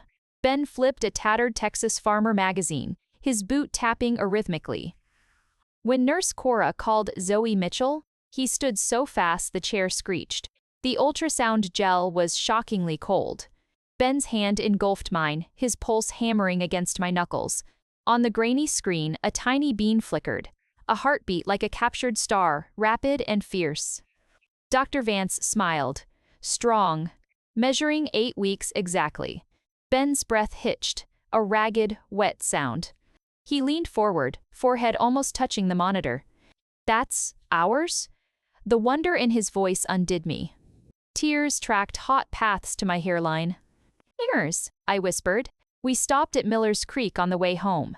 Ben waded into the shallows, jeans rolled to his knees, and plucked a smooth, egg-shaped stone from the current. "For the baby," he said, pressing it into my palm beside the pendant. Tradition. Sunlight gilded the water, minnows darting around his ankles. Emma picked hers here too. I closed my fingers around both rocks, past and future converging. News spread faster than bindweed. Hank arrived at dusk with a hand-carved crib frame, its oak still smelling of the sawmill. "For the sprout," he grunted, avoiding our eyes. Mrs. Gable from the co-op brought jars of pickled beets and a quilt stitched with running horses. "For the vigor," she winked. Ben accepted each offering with quiet grace, his hand never leaving the small of my back. That night, we christened the unfinished porch. Ben spread Anna's quilt over subflooring still sticky with polyurethane. He'd smuggled sparking cider and peaches from our last harvest. "To roots," he toasted, clinking his mason jar against mine. The cider fizzed like laughter on my tongue. We ate peaches with our fingers, juice running down our wrists, sweetness mingling with the tang of sawdust and promise. A barn owl hooted from the rafters as he pulled me down onto the quilt. His lips found the hollow beneath my ear, careful now, but his hands were anything but cautious, mapping the swell beneath my flannel where new life quickened. When his palms settled low on my belly, reverence in the curve of his fingers, something ancient and fierce unfurled in my chest. "Ben Holloway," I breathed into the dark. "You're building a legacy." He stilled, nose buried in my hair. "We are." Later, curled against his chest under a sky salted with stars, I felt the baby flutter, a tiny, insistent tap against his palm where it rested. Ben's breath caught. Felt like a minnow nibbling. His chuckle vibrated through me.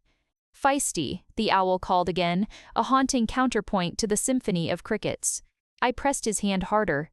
"Tell her about the aspens." His voice rumbled against my ear. weaving tales of trees whispering secrets through tangled roots, of Anna teaching him to fish in this very creek, of Emma chasing fireflies with a mason jar. The words wove a cocoon around us, a shelter built not of cedar and nails, but of memory and hope. When dawn blushed the horizon, painting the half-built house in rose and gold, we rose stiffly. Ben pressed the ultrasound printout to a fresh stud with a roofing nail. First fixture installed. As we walked back to the farmhouse, the rising sun set the rye fields ablaze. At the gate, Ben paused, turning me toward the skeleton of our home. Porch swing arrives Friday. His thumb brushed the river rocks at my throat, white enough for 3. Winter's first breath silvered the rye stubble overnight. Frost etching lacework across the fields where Ben and I walked the fence line at dawn, my breath pluming in the brittle air. The new life inside me announced itself with every step, a flutter kick beneath my ribs like a moth trapped in linen, insistent and wondrous. Ben's palm rested low on my back, his thumb tracing the arc of my spine through layers of wool and flannel. "Slow down, Zoe," he murmured, catching my elbow when my boots skidded on frozen mud.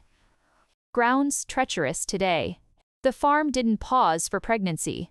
In the barn's ammonia-warm gloom, I forked hay to the heifers, each lift sending twin aches spiderwebbing through my abdomen. One from the stretching sinews of new life, the other from the ghost memory of Emma's weight in my arms 20 years ago.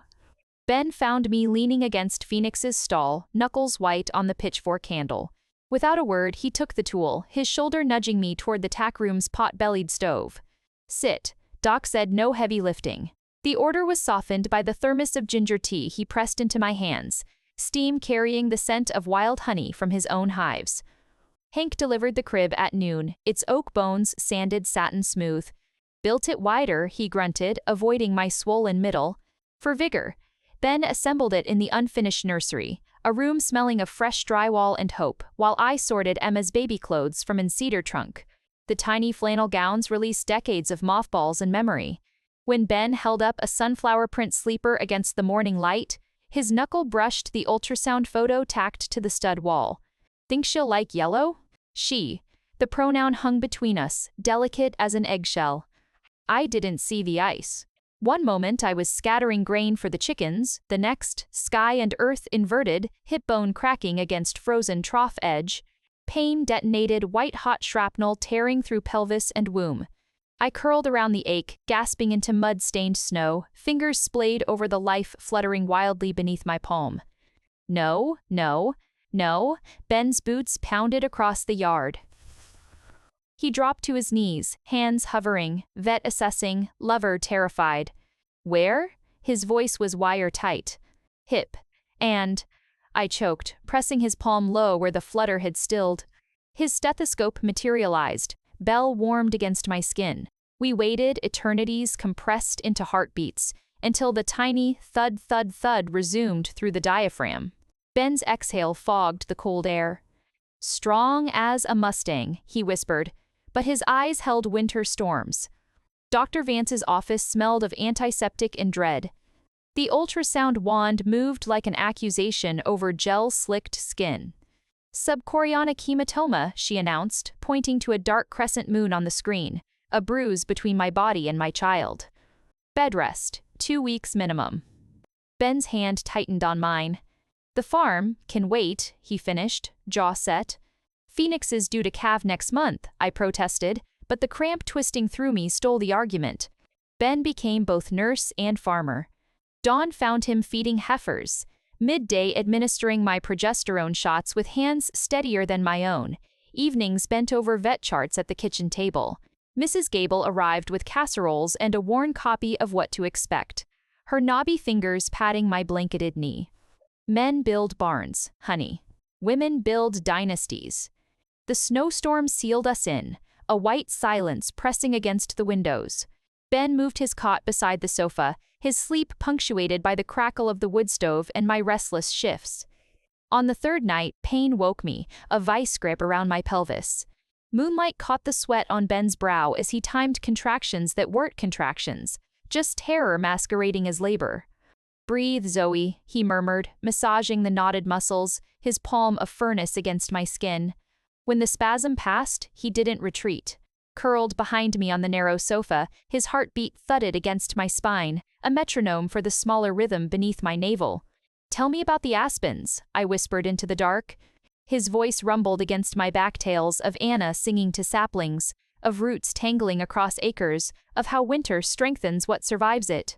His hand splayed over my belly, feeling the answering kick. She's listening. At dawn, the cramp had dulled to an echo. Ben brought snowmelt in a mason jar, the water tasting of sky and pine. Outside, Phoenix lowed a deep, guttural sound. "Labor," Ben diagnosed, pulling on coveralls. I gripped his wrist. "I need to see." He carried me to the barn, blankets and all, settling me on hay bales facing the birthing stall. Phoenix paced, flanks heaving. Ben knelt in the straw, his murmurs calming her as the first hooves emerged. Blood slicked his forearms as he guided the calf, a gangly heifer with Emma's star-shaped blaze. When Phoenix began licking her clean, Ben turned to me. Tears froze on my cheeks. "She made it," I breathed. "So will we," he promised, pressing his brow to mine. The newborn calf stumbled upright, legs splayed, nuzzling Phoenix's udder. Life fragile, tenacious, and utterly unstoppable.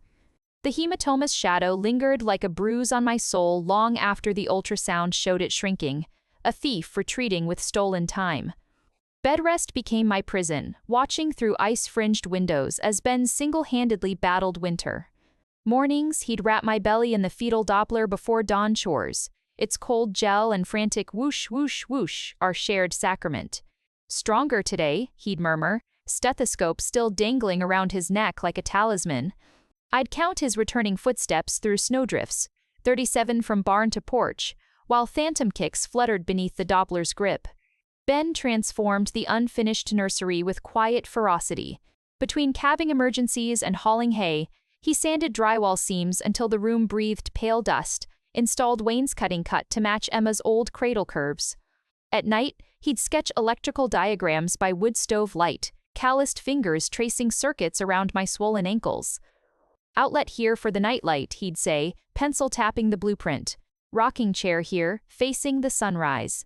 His care was a language, thermometers sterilized beside syringes, ginger tea steeped precisely 9 minutes, the way he'd pause mid-sentence to press his palm against my belly when the baby stretched. The progesterone vials accumulated, tiny glass soldiers on the windowsill. One brittle January dawn, I caught their amber shadows striping the ultrasound printout like prison bars. Enough. Using Ben's suture scissors, I snipped the tops cleanly, filled them with potting soil and Cherokee purple tomato seeds. "Defiance gardening," I told him when he found me weeping over the tiny green shoots unfurling on the sill. He kissed my temple, smelling of snow and pine tar. Surgery skills pay off. Dr. Vance's February verdict came during a blue norther wind screaming like a banshee across the plains. The ultrasound wand moved through warm gel, hunting ghosts. "Hematoma resolved," she announced, pointing to the screen where our daughter sucked her thumb, spine a perfect pearl string. Ben's choked sob echoed in the sterile room. Outside, ice pellets tattooed the parking lot as he buckled me into the truck, hands trembling. "Celebratory breakfast?" His voice cracked. "Hank's got fresh cinnamon rolls." We sat at the diner's cracked vinyl booth, his boot hooked around my ankle under the table, while snow erased Sarah's foreclosed stable from the horizon. First outing, Emma's oak. Ben carried me piggyback through knee-deep drifts, my mittened hands clasped over the life blooming beneath his fleece collar. At the tree, he brushed snow from her plaque with a vet's tenderness. The aspen sapling stood skeletal but alive, its silver bark scarred by ice. "They communicate underground," Ben reminded me, pressing my palm to the frozen earth. "Roots talking." I tucked the latest ultrasound photo beneath the snow globe, Emma's tiny farmhouse now sharing space with her sister's starburst profile. March teased with false spring. Mud season swallowed boots whole as Ben and I inspected the Rise winter kill. He steadied me at every slick patch, his arm an iron brace. "Phoenix's heifer needs a name," he said, pointing to the calf now leggy and bold with Emma's star blaze. "Thought of Lucky?" I shook my head, watching the creature nuzzle her mother. "Hope." Ben's glove brushed my cheek. "Fits." We finished the nursery on the equinox. Ben hung the mobile last hand-carved songbirds Hank had whittled from salvaged barnwood. As twilight stained the room peach, he plugged in the nightlight. Soft constellations bloomed across the ceiling. "Made it a comet," he whispered, arms encircling me from behind, palms cradling the weight of our future. "For wishes." The baby kicked hard, a punctuation. His lips found the pulse point beneath my ear. "She approves." That night, I dreamt of roots. Anna's lilacs and Emma's oak tangling beneath frost-hardened soil. Filaments weaving through hematoma shadows, stitching wounds with mycelium lace. I woke to Ben's palm on my belly, his breath warm against my shoulder. "Storm's coming," he murmured. But outside, the first snowdrop pierced the mud by the porch step, a white flag of surrender to spring. At dawn, I stood unaided at the kitchen window. Ben stood in the pasture, doctoring a limping ewe, his movements fluid as the red-tailed hawk circling above. The Doppler lay discarded on the counter. When he looked up, sensing my gaze, I pressed both hands to my rounded middle. "See? We're here." He raised an empty progesterone vial, now sprouting tomato vines, in salute.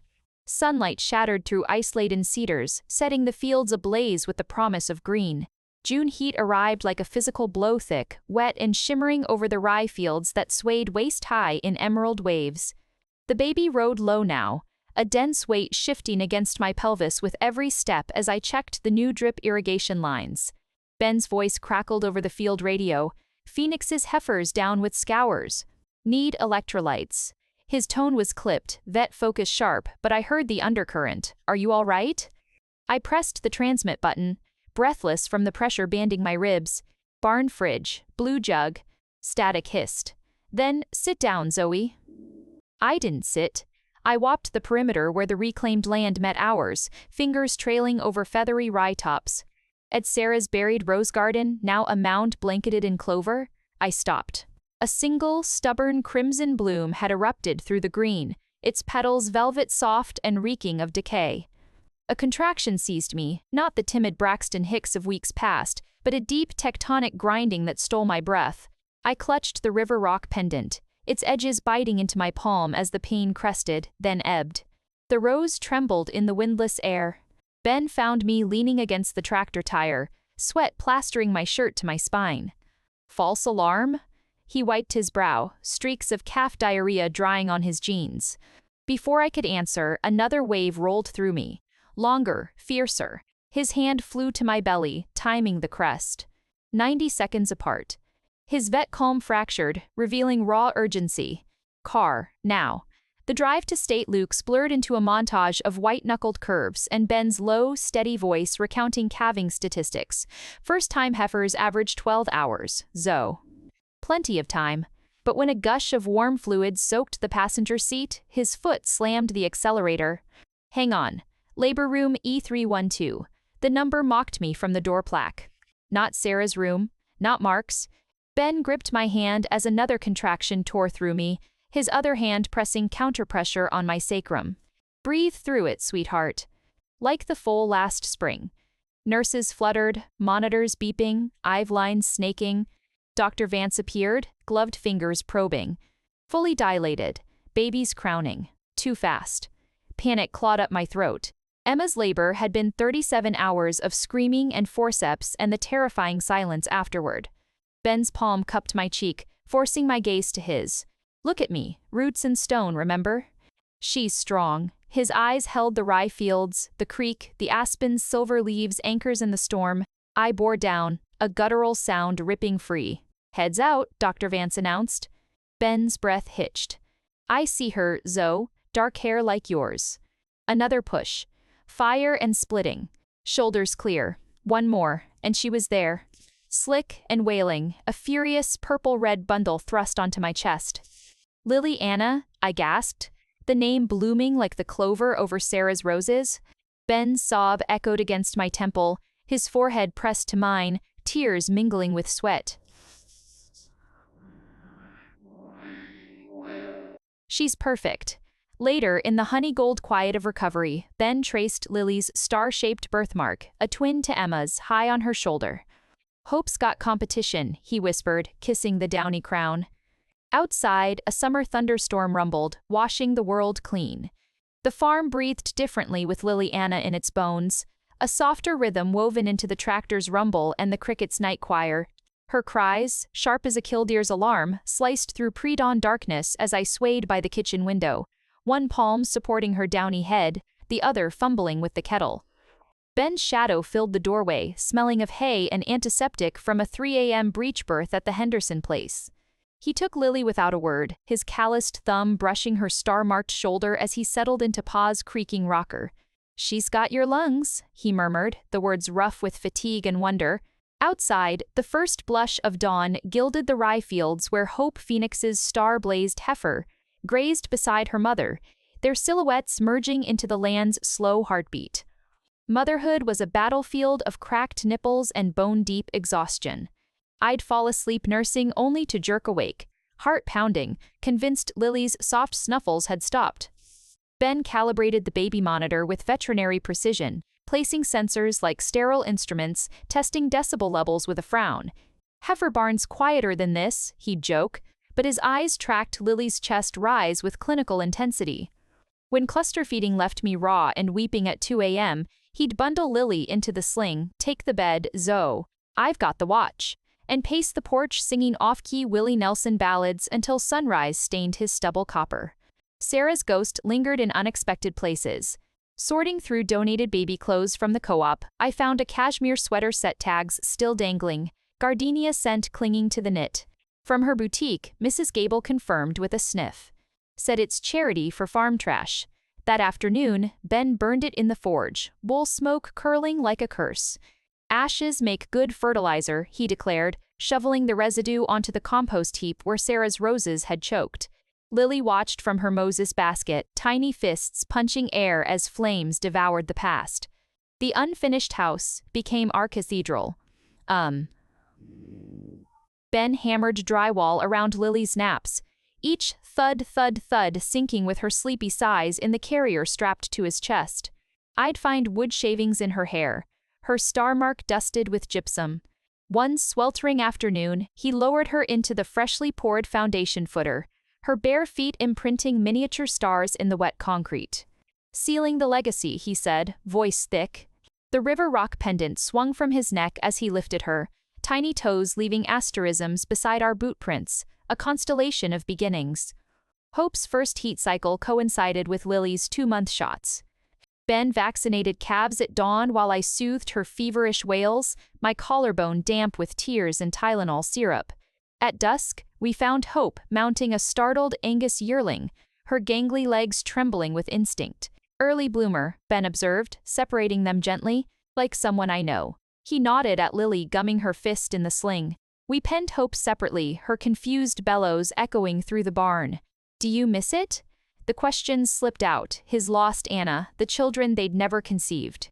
Ben stilled, currycomb frozen mid-stroke on Phoenix's flank. "Miss the chance to feel this exhausted," he finally said, kissing Lily's sweaty temple. "Now, I'm living it." August's drought returned with vengeance. The creek dwindled to a muddy thread, and the rye ripened too fast, amber waves surrendering to brittle gold. Ben rigged solar pumps from Sarah's stable salvage, his engineering sketches littered with Lily's drool stains. Priority irrigation for the North Field, he decided, sweat carving trails through the dust on his neck. Soybeans can't nurse. The joke landed flat. And our is a ported intake haze. That night, as I nursed Lily under the windmill's groan, he appeared with a mason jar of murky water. "Miller's Creek's dry. Ponds down 3 feet." We walked the parched fields at first light, Lily snuffling against my chest in the carrier. Cracks fissured the earth like shattered pottery, swallowing Ben's boot prints whole. At the property line, he knelt, fingers probing a fissure. Sarah's old drainage pipes, he realized, scraping rust from a buried metal lip, collapsed upstream, diverting what little flows left. His jaw tightened, the same look he'd worn suturing a mauled foal. "Gonna need dynamite." The blast echoed at high noon, a subterranean thunderclap that startled pheasants from the thicket. Muddy water surged through the cleared culvert, a chocolate torrent reclaiming its path. Ben stood waist-deep in the flow, shoving debris aside with a crowbar, Lily's tiny sun hat clutched in his back pocket like a battle standard. When the current steadied, he waded ashore, streaked with muck and triumph. "Roots drink deep tonight," he gasped, collapsing beside me. Lily reached for his dripping beard, cooing at the mud-caked river rock dangling from his neck. Below us, the thirsty soil drank greedily, the Rye's whisper becoming a hymn. That evening, we christened the repaired creek. Ben held Lily's ankles as I dipped her feet into the cool current. Minnows darted around her toes, their silver flashes mirroring her delighted kicks. "Meet your inheritance, Lily Anna," I whispered. Ben's arms encircled us both, his chin resting on my head. "Roots and water," he murmured against my hair. "That's all that lasts." As sunset bled across the fields, Hope's contented low echoed from the barn, a bass note to Lily's gurgling soprano, 2 generations singing the land back to life. Autumn arrived not with a whisper but with a riot. Maple leaves igniting scarlet against the stubborn green of the rye stubble, the air crisp with the scent of wood smoke and ripe persimmons. Lily Anna thrived like a wildflower in rocky soil, her star-marked fists now batting at sunbeams that slanted through the unfinished farmhouse windows. Ben balanced her on his hip while installing baseboards, her tiny fingers wrapped around his carpenter's pencil like a scepter. "She's supervising," he chuckled, nailing a trim piece beneath the nursery window where Hank's carved songbirds spun lazy circles. Outside, Hope no longer a calf but a sleek yearling with Emma's distinctive blaze, pawed impatiently at the new paddock gate, her first breeding scheduled for noon. The rhythm of our days became a dance of motherhood and manure. I'd nurse Lily at dawn while reviewing seed catalogs, her contented gulp syncing with the coffee pot's percussive drip. Ben adapted veterinary protocols for baby care, sterilizing bottles in the autoclave, charting feedings on a whiteboard beside bovine vaccination schedules, once diagnosing Lily's fussiness as gas by auscultating her tiny abdomen with his stethoscope. "Borberg me," he declared triumphantly, "just needs bicycling." His large hands moved her chubby legs with surprising gentleness until a milky burp erupted, followed by a gummy smile that shattered the morning's tension. Sarah's final poison arrived in a legal envelope, thick parchment bearing the state seal. Rigby v. Mitchell Holloway, claim of adverse possession. Ben read it aloud at the kitchen table, Lily asleep in her Moses basket at his feet. "She claims we stole 40 feet along Miller's Creek when we cleared her dam." His knuckles whitened around the paper. I scraped preserves into a jar, the ting of spoon against glass sharp in the silence. Let her fight ghosts. We met her lawyer in the courthouse's vaulted chamber, Sarah spectral in black silk, her gardenia perfume now laced with mothballs and bitterness. Her attorney cited continuous, hostile occupation, while projecting drone photos of the cleared creek bed. Ben's rebuttal was methodical, land surveys from 1890, riparian rights documentation, time-lapse footage of the drought-starved creek before intervention. When the judge called recess, Sarah cornered me by the water fountain, Lily fussing against my chest. "You took everything," she hissed, mascara bleeding into crow's feet. "Even his grave." I adjusted Lily's sun hat, its yellow fabric bright as defiance. "Mark chose his coffin when he crawled into your bed, Sarah. We just buried it." The gavel fell in our favor at 3:17 p.m., the exact hour of Mark's death. Outside, autumn sunlight gilded the courthouse steps. Ben framed the dismissal order beside Lily's ultrasound, his finger tracing the judge's signature. "Roots hold," he murmured. Harvest demanded all hands. I strapped Lily to my back in the vintage canvas pack paw once used for Emma, her weight familiar as my own shadow. Ben drove the combine while I managed the grain cart, dust devils swirling gold in our wake. Lily's delighted shrieks pierced the engine's roar when pheasants burst from the rows. At lunch, we picnicked in the field, Ben sharing bites of apple with Lily while I greased a seized bearing. Her first tooth broke through that afternoon. I discovered it when she gnawed my knuckle, a tiny pearl of pain and progress. The first frost silvered the pumpkin patch Halloween night. Ben carved a star-blazed jack-o'-lantern while Lily batted at its pulpy innards. We dressed her as a baby barn owl, felt wings fluttering as Ben carried her to the porch. Trick-or-treaters were scarce. Just Hank's grandsons in tractor costumes and the Gable twins as prize heifers. When the last pickup taillights vanished down the lane, Ben wrapped us both in Anna's quilt on the porch swing. Lily slept between us, milk-drunk and warm. Next year she'll chase chickens in costume, he whispered, his breath frosting in the air. I leaned into his shoulder, watching the pumpkin's candlelight flicker across Hope's silhouette in the moonlit paddock. Promise? His lips found my temple. Swear on every star in Texas. November blurred in a haze of canning and construction. Ben finished the nursery's rocking chair, oak arms sanded satin smooth, curved back shaped to cradle weary spines. The first time we settled there together, Lily nursing as firelight danced on the wainscoting, a profound stillness descended. Not silence, but the deep hush of a land holding its breath, the crackle of logs, Lily's swallows, the distant lowing of phoenix. Ben's palm rested on my knee, his wedding band gleaming in the dimness, a simple tungsten band bought with the pawned tennis bracelet. Never pictured this, he confessed, voice rough. After Anna, figured my heart was fallow ground. I covered his hand with mine, our daughter's warmth between us. Some fields just need the right season. The first snow came softly. I woke to find Ben already at the window, Lily cradled against his shoulder. Outside, the world lay quilted in white Sarah's buried roses, the repaired creek, the rye stubble all equalized under the gentle obliteration. Hope's breath plumed in the paddock, her sides rounded with new life. Ben pressed his lips to Lily's crown. Heifers due in April, he murmured. Same as our taxes. Lily cooed, stretching a star-marked hand toward the falling flakes. Ben caught a snowflake on his fingertip, held it to her grasping fingers. It melted instantly, leaving a glistening trail down her palm like a tiny, perfect river finding its course. December's first blizzard transformed the farm into a monochrome etching, snowdrifts sculpted by wind into frozen waves against the barn, the skeletal rye fields buried under 18 inches of relentless white. Ben waged war on the elements, dawn till dusk, plowing lanes with the ancient John Deere, steam rising from the tractor's hood like a dragon's breath as he carved paths to hay bales siloed under icy domes. Inside, the farmhouse breathed wood smoke and simmering applesauce. Lily's giggles bouncing off walls now hung with pine garlands I'd foraged during the last thaw. We prepared for Lily's first Christmas like settlers fortifying against winter.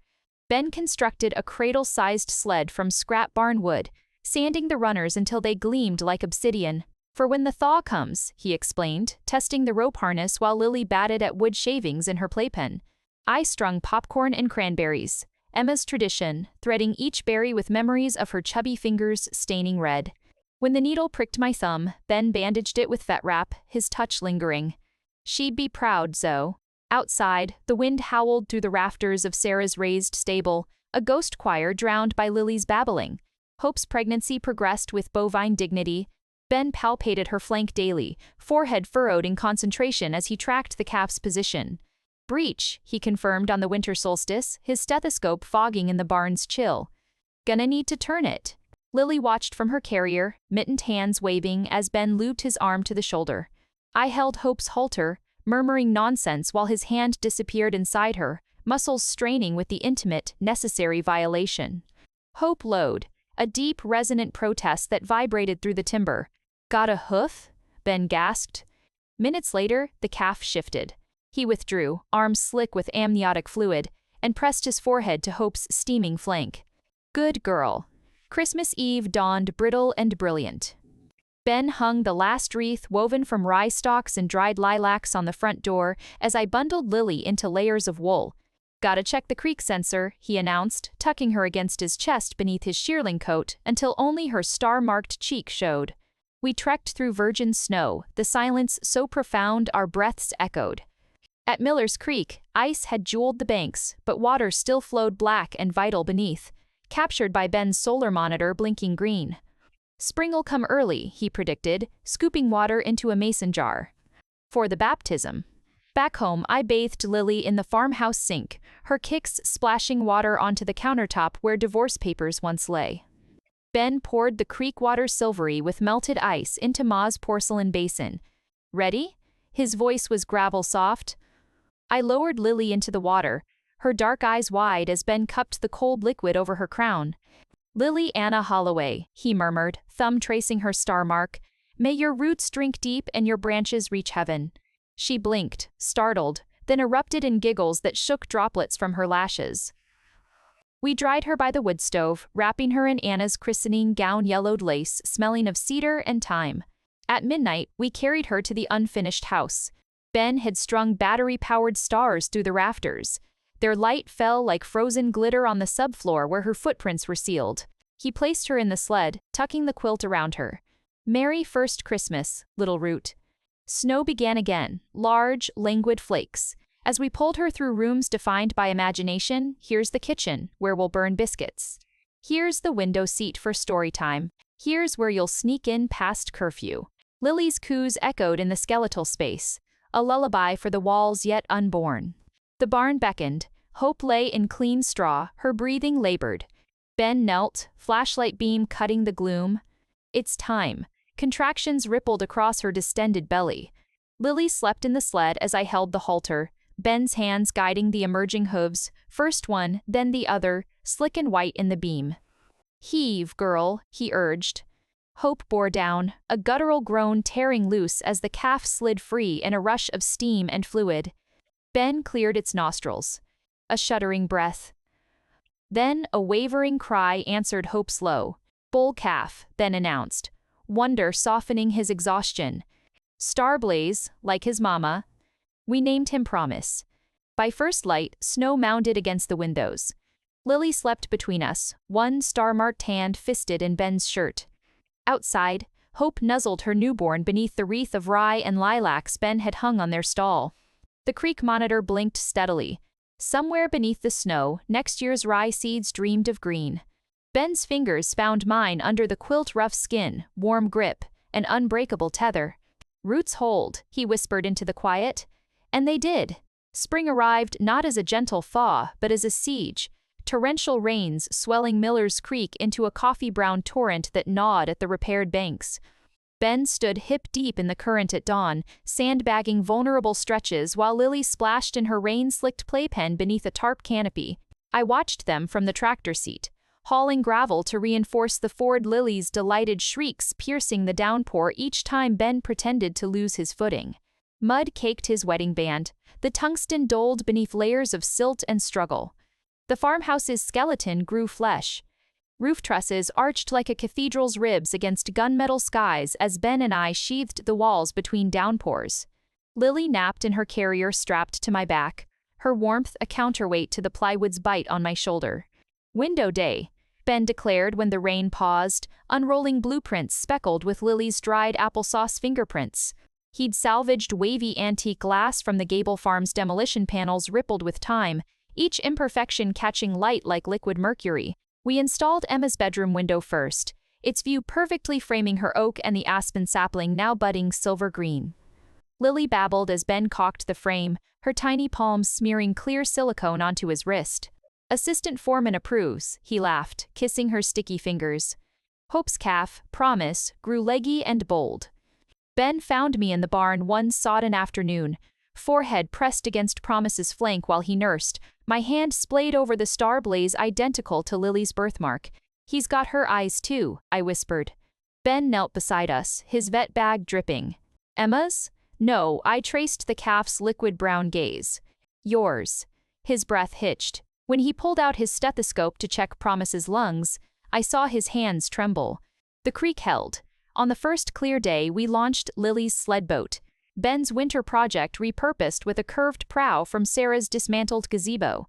Lily sat swaddled in oilskins, clutching a miniature oar Ben had whittled. We poled through sun-dappled shallows, her giggles scattering iridescent dragonflies. At the bend where Sarah's dam once stood, Ben anchored us. Time capsule, he announced, pulling a sealed mason jar from his pack. Inside, Emma's ultrasound, the divorce decree, Sarah's turquoise hairpin, and Lily's hospital bracelet. He submerged it among cattail roots. For the next Mitchell Holloway who needs reminding. Lily splashed the water, crowing as if sealing the pact. Disaster struck at dusk. A mudslide roared down the eroded bluff above the calving pasture, a tidal wave of clay and rock-swallowing fences hurtling toward Phoenix and Promise. Ben sprinted ahead, his warning shout torn away by the avalanche's thunder. I lunged for the gate, Lily a screaming weight on my back. The world slowed, Phoenix herding Promise toward high ground. Ben's boot sliding in slurry, a boulder careening toward them, crack. The impact sounded like a rifle shot. Phoenix stumbled, promise balling beside her pinned hind leg. Ben reached them as the mud flow swallowed his knees, surgical kit already open. Compound fracture, he yelled over Promise's shrieks. Hold her, I gripped Phoenix's halter, whispering desperate nonsense while Ben splinted the calf's leg with fence posts and vet wrap. Mud plastered his face, blood streaking his temple where debris had grazed him. Lily wailed against my spine, her terror vibrating through bone. We worked under headlamps through the night. Ben injected antibiotics while I held IV bags aloft, rain stinging our eyes. Promise's breaths came in ragged hitches, his star blaze dimmed by shock. At dawn, Phoenix still nuzzled him, refusing to leave even as her own legs swelled. Ben palpated her hock, grim. Tendon damage. He met my eyes over the lantern glow. Might not walk right again. 3 days later, the sun broke through. Promise stood, trembling on his cast. Phoenix limped alongside him, her gait lurching but determined. Ben fashioned a brace from PVC pipe and neoprene, his hands steady as he secured Velcro straps around her tendon. Good as new, he lied, smoothing her forelock. That evening, we christened the farmhouse's completion. Ben carried Lily over the threshold, her tiny hands patting the newel post Hank had carved with running horses. I followed, trailing creek mud onto refinished floors. In the kitchen, he poured cider into jelly jars. 2 roots, he toasted. Lily gummed her cup's rim, drooling foam. We danced. Right there in the empty great room, Ben's arm around my waist, Lily wedged between us, her head tucked beneath his chin. No music but the creak of floorboards and Hope's contented low drifting through open windows. Ben hummed, "You are my sunshine," against my hair, his voice cracking on, "Please don't take." I pressed closer, Lily's star mark warm against my collarbone. Outside, the repaired creek glittered under a full moon, carrying our reflection out to the river, the sea, the endless turning world.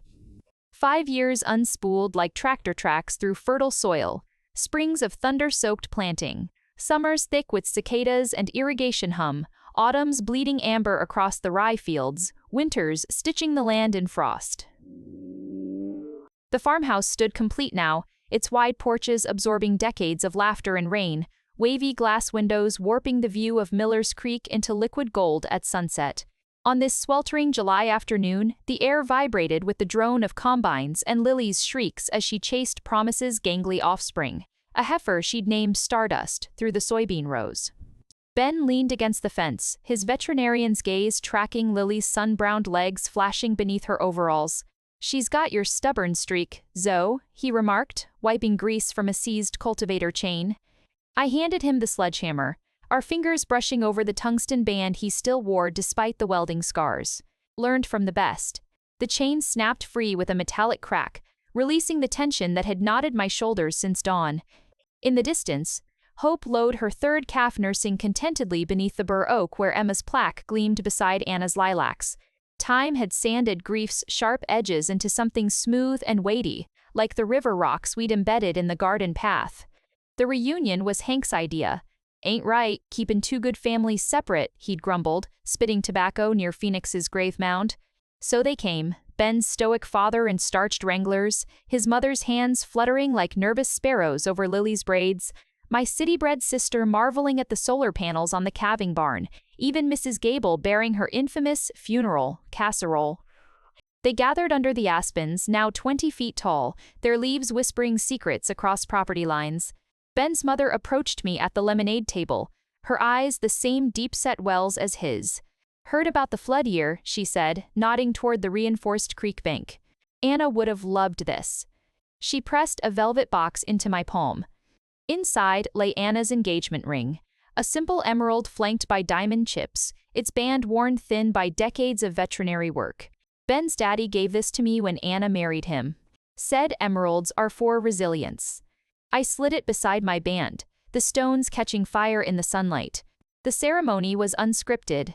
As dusk painted the sky in peach and lavender, Ben led his parents to Emma's oak. I guided mine to Anna's lilacs. Between them, Lily and Stardust stood haloed in fireflies, a living bridge. Ben's voice carried over the gathering, rough with emotion. We plant today what others will harvest. He buried Anna's wedding band beneath the aspen's roots. I nestled Emma's snow globe beside it. Soil rained over the treasures, dark, rich, and smelling of beginnings. When Lily scooped her own handful, letting it trickle onto the mound, the silence broke into applause that startled the barn swallows.